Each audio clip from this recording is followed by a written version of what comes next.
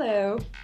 So the Journal had an article this week talking about how Intel had failed to meet their quota of hiring in-state workers for the third time in 5 years. The article goes on to talk about how Intel was like, but there's not even enough people here who are well educated enough for us to hire anyway. And also they have to pay a $100,000 fine for missing their quota. The money from that fine actually goes to school-to-work programs. And that's all well and good, but let's look at this whole thing just a little bit deeper. So Intel doesn't hit their quota because they say that we don't have enough of an educated workforce for them to pick from. They also happen to benefit from a pretty sweet $25 million tax break due to the recently passed single sales factor thingy. So that's $25 million that could be going into our schools, but isn't. Thus creating a fleet of future workers that are probably not going to be Intel's idea of well-educated. So then they'll fail again to hire enough New Mexican workers and pay a cheap fine, and then the process will repeat over and over again.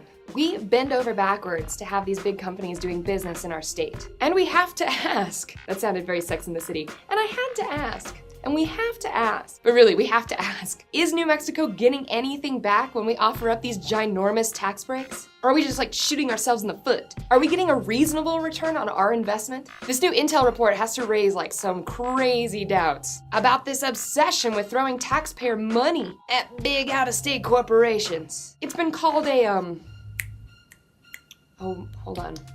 It's been called a, oh wait, now here it is. A royal screw job. Yeah, that sounds about right.